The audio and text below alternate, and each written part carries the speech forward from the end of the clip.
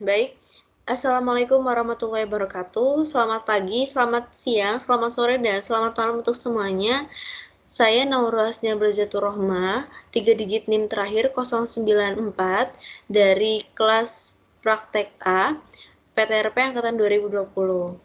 Pada kesempatan kali ini, saya akan mempresentasikan tentang pengambilan keputusan untuk mengambil potensi lokasi lahan pertanian pangan. Untuk tujuannya sendiri yaitu Kabupaten Semarang bagian tengah dikenal sebagai salah satu kabupaten yang memiliki komoditas pertanian dan memberikan komoditas di kota-kota lain.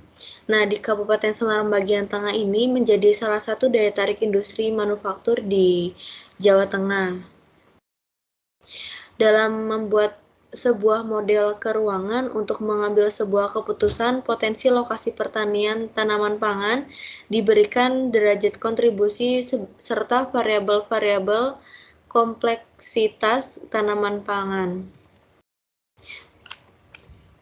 Untuk kerangka analisisnya sendiri, di mana pada penentuan lokasi pengembangan tanaman pangan dibagi menjadi 3 analisis, yaitu yang pertama, terdapat analisis syarat tumbuh tanaman pangan, yang kedua, analisis kesesuaian lahan, dan yang terakhir yaitu analisis kebijakan. Terdapat pembobotan nilai scoring bisa dilihat pada layar yang di mana indikatornya ini dibagi menjadi 3, yaitu analisis syarat tumbuhan tanaman pangan, yang kedua analisis fungsi kesesuaian lahan, dan yang terakhir terdapat analisis kebijakan. Di mana pada kerangka kerjanya sendiri ini mengumpulkan data-data vektor, setelah itu diubah menjadi raster, dilanjut dengan weighted overlay, dan akan menghasilkan potensi lokasi lahan pertanian. Baik, langsung saja ke prakteknya. Nah, di sini saya sudah mengumpulkan data-data yang dibutuhkan sesuai dengan kerangka kerja sendiri. Namun sebelumnya setiap data tersebut sudah memiliki nilai sesuai dengan pembuatan scoring yang tertera pada PPT yang saya paparkan tadi. Sesuai dengan kerangka kerjanya sendiri, data-data vektor ini diubah menjadi raster terlebih dahulu.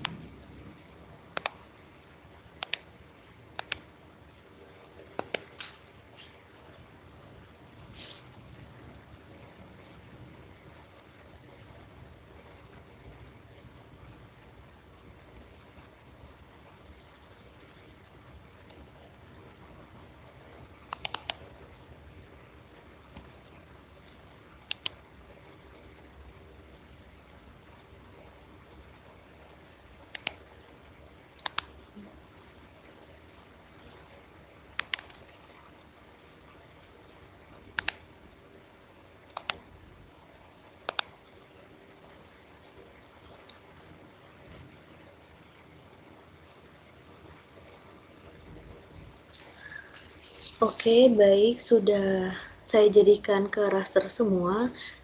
Nah, di sini saya izin untuk menjelaskan pada bagian jenis tanah ini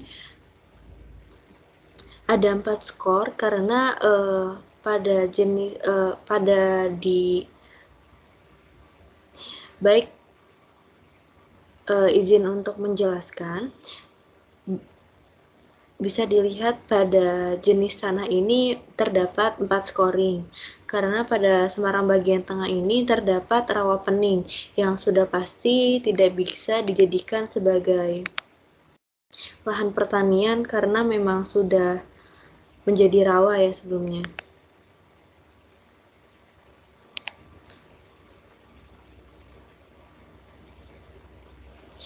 Nah, selanjutnya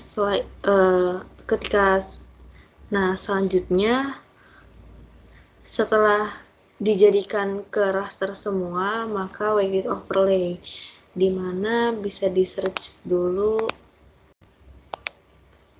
overlay. Input rasternya semuanya dimulai dari tutupan lahan, lalu kemudian pH tanah. Oh, hilang ya. Kita ulang lagi. Dimulai dari tutupan lahan,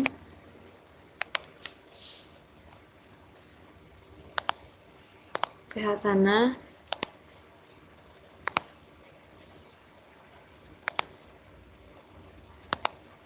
pH tanah. Kok bisa sih?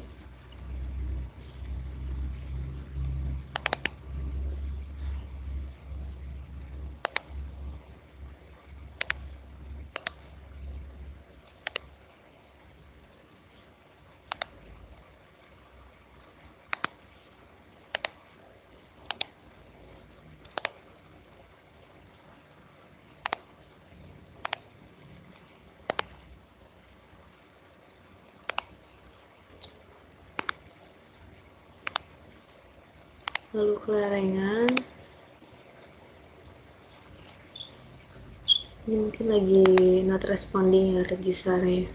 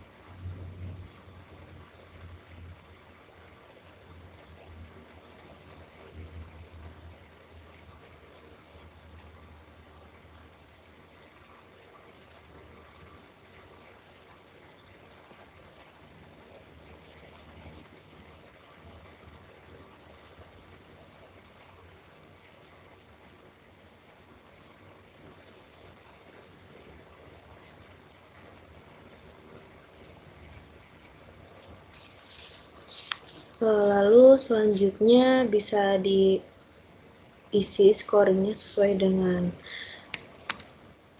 yang saya tampilkan tadi mengenai skor yang sudah diambil dari jurnal yang sudah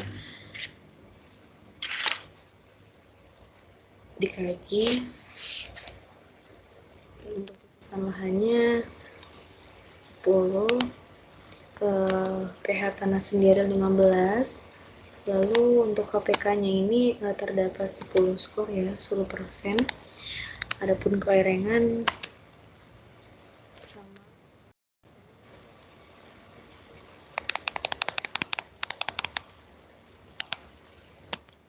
Jenis tanahnya juga 10, indeks vegetasinya 15,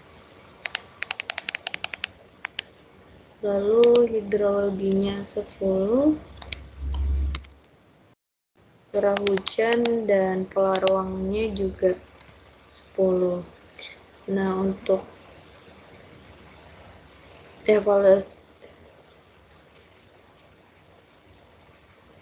evaluasinya juga jangan lupa disiapin yang 131.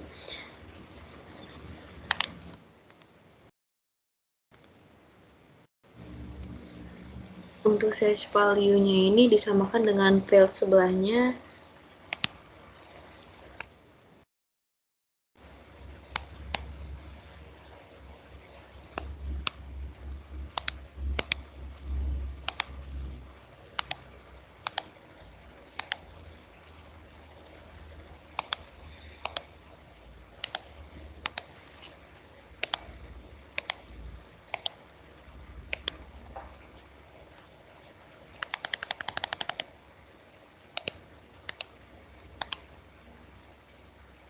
Untuk yang jenis tanah sendiri ini ada 4. Nah, yang 0 ini kita isi dengan restricted.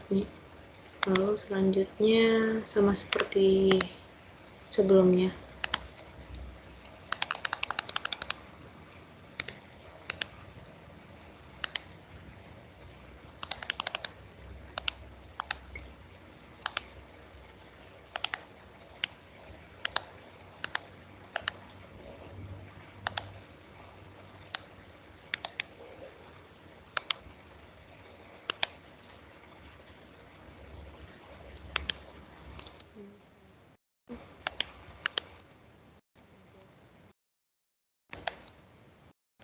Oke.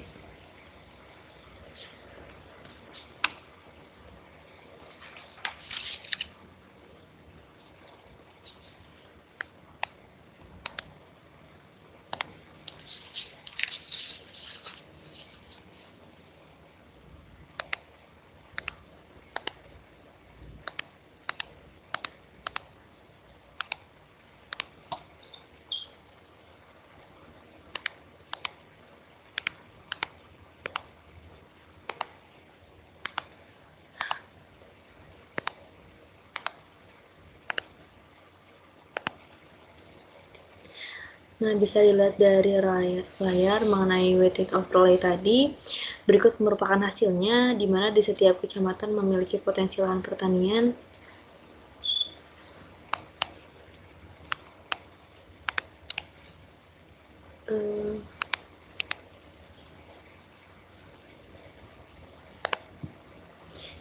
Nah, mungkin bisa dilihat pada layar mengenai hasil dari weighted overlay tadi. Berikut merupakan hasil dari proses tadi mengenai weighted overlay, di mana di setiap kecamatan memiliki potensi lahan pertanian. Mungkin bisa dilihat pada raw opening yang memiliki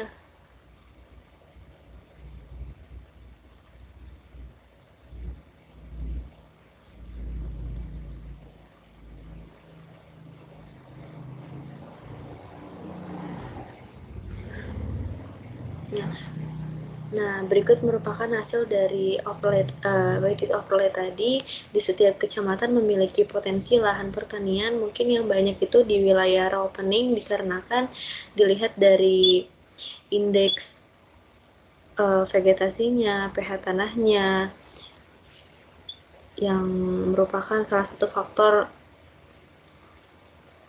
wilayah tersebut ini lebih banyak untuk potensi lahan pertanian.